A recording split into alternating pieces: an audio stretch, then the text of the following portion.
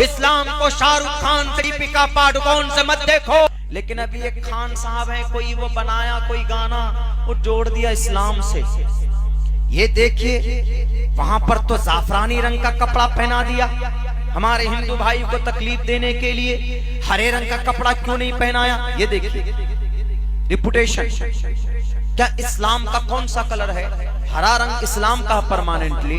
गलत बात, हरा रंग नहीं है, बल्कि सफेद कलर पसंदीदा है, महबूब है। अल्लाह के नबी सफेद कलर को पसंद करते थे, लेकिन कभी कभी सब्ज रंग के पगड़ी भी बांधते थे। वो सब्ज गुंबद जो है हरा रंग का, मदीनतुल मुनव्वरा का, उसी को वो लोग समझते हैं कि इस्लाम का पर्टिकुलर कलर कोई है तो वह हरा रंग है।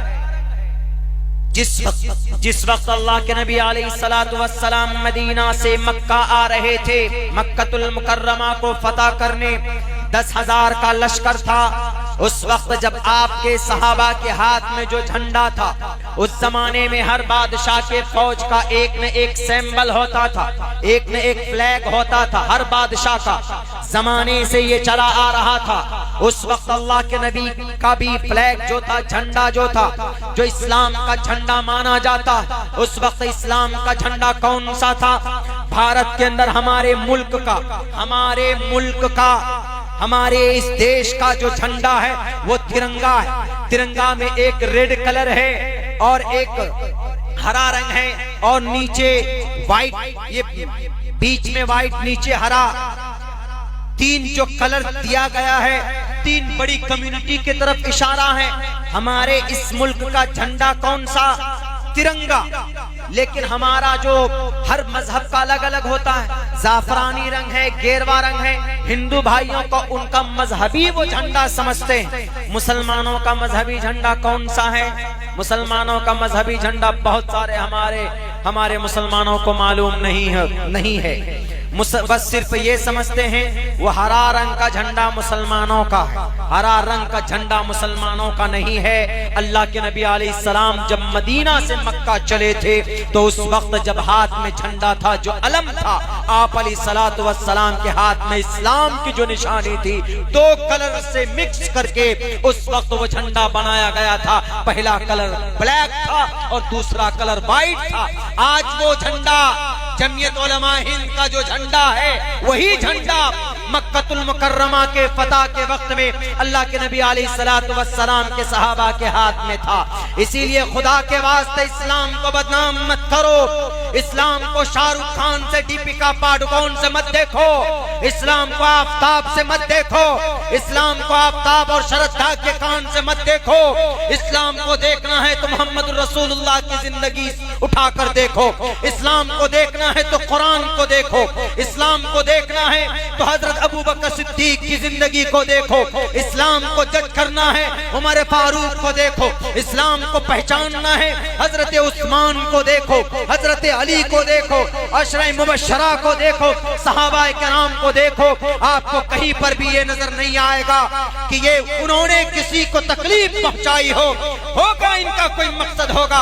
क्या वो फिल्म बनाने वाला कोई दाढ़ी और टोपी वाला मुसलमान है कि नहीं जनाब? उन्होंने जाफरानी रंग का कपड़ा पहना दिया, हरा रंग का क्यों नहीं पहनाया? तो डायरेक्टर से पूछो, प्रोड्यूसर से पूछो जाकर। हमारा रोल मॉडल शाहरुख जी नहीं है, हमारा रोल मॉडल कोई है तो मोहम्मद रसूलुल्लाह सल्लल्लाहु अलैहि वसल्लम की जात अक़दस है। हम तो मना करते हैं। आए ना लाइन पे अब लोग क्या बोल रहे हैं? बाइकॉट गाने का, वो पता नहीं नाम क्या है उस गाने का, अल्लाह आलम, अल्लाह बचाए। खैर, कोई शर्म रंग ऐसे कुछ गाना है। अब क्या चल रहा है ट्विटर पे, फेसबुक पे? बाइकॉट यानी मना, गाना नहीं सुनना। अरे अभी ये कह रहे, अल्लाह के नबी ने तो 1450 साल पहले कह दिया कि गाना सुनना हराम है। अब आहिस्ते आहिस्ते आ रहे हैं लाइन पे, सब आहिस्ते आहिस्ते आएंगे। पहले हाथ धोने को गलत बोलते थे, अब कोरोना मोहतरम आए तो हाथ भी 10-10 मरतबा धोने लग गए। अब 10-10 मरतबा जनाब वो सैनिटाइज भी लगाने लग गए। अब पर्दे के ऊपर नहीं, नकाब पहनकर कैसे हमारी बच्चियां रहेंगी 6-6 घंटे तक? तो अल्लाह ने कहा अच्छा 6 घंटे तो दूर की बात बेटे, अगर तुम 12 घंटा ऑफिस में रहोगे तो वेयर योर मास्क। 12 घंटा मास्क पहन कर रहो। नहीं, मास्क नहीं तो एंट्री नहीं, लिखा होता है ना कहीं कहीं। ये इस बात की अहमियत के लिए है कि आपके पेट में दर्द हो रहा था कि भाई बेटियां मास्क लगाकर कैसे रहेंगी, नकाब में 12 घंटे मार्केट जाना है, कहीं जाना है तो कैसे रहेंगी। तो ये कोरोना ने आकर के 3 बड़ी गलतफहमी को दूर कर दिया। ये कोरोना समझिए कि उस जमाने का जिन्नात है, अल्लाह के नबी के जमाने का। वो समझाया कि अच्छा, भेदभाव संविधान के खिलाफ कानून बनाया जाता है कभी कभी। कौन सा कानून? सिटीजन अमेंडमेंट एक्ट, CAA, जिस पर बहुत प्रोटेस्ट हुआ था। ये संविधान के खिलाफ था ये कानून। कौन सा संविधान का आर्टिकल नंबर कौन सा था? वो आर्टिकल नंबर था 15, prohibition of discrimination on grounds of religion, caste, sex, place of birth. इसके खिलाफ था। इसमें साफ लिखा है कि किसी को धर्म के आधार पर, जात के आधार पर, बिरादरी के आधार पर, इलाके के आधार पर किसी के साथ भेदभाव नहीं कर सकते। तो इस कानून में सिर्फ धर्म के आधार पर भेदभाव किया गया, यानी अलग अलग रहो। कौन? टोपी दाढ़ी वाले अलग रहो, बाकी सब के सब ब्रह्मा सूत्र पढ़ने वाले, हनुमान चालीसा पढ़ने वाले, गायत्री मंत्र पढ़ने वाले, ये सब के सब अलग रहेंगे। सिर्फ जो मुस्लिम है कलमा पढ़ने वाले वो अलग रहो। इस कानून में ऐसा प्रावधान लाया गया। एक्सप्लेन करने का टाइम नहीं है, लेकिन बस इसमें क्या कहा गया कि अलग अलग रहो। तो कोरोना ने देखा कि बड़ा जुल्म हो रहा है। अल्लाह के नबी तो सबको गले से लगाते थे कि नहीं लगाते? कोई यहूदी हो या कोई क्रिश्चियन हो, कोई जैन हो, कोई बौद्ध हो, कोई भी हो, जो भी आया मुसाफिर, आप उनके साथ अच्छा व्यवहार करते थे। आपने अपने जानी दुश्मन को गले से लगाया कि नहीं लगाया? अल्लाह के नबी के चचा सैयदुश्शुहदा अल हमजा, कयामत तक लोग शहीद होंगे लेकिन हजरत हमजा के मकाम को नहीं पहुंच सकते। इतना बड़ा मकाम उनका, बल्कि तमाम शुहदा के सरदार। कत्ल करने वाले, शहीद करने वाला कौन? वैशी। हमारे और आपके सामने आपके चचा का कातिल आ जाएंगे तो आप क्या करेंगे? आप फौरन वो जिससे वो गन्ना छोलते ही ना, उसको उठाएंगे, जाकर उसका सर कुचलने की कोशिश करेंगे, बदला लेने की कोशिश करेंगे। आप बर्दाश्त नहीं कर पाएंगे। क्यों? कि मेरे चचा को इसने मारा था, मैं नहीं रुक सकता, मैं इसको भी दफन करूंगा।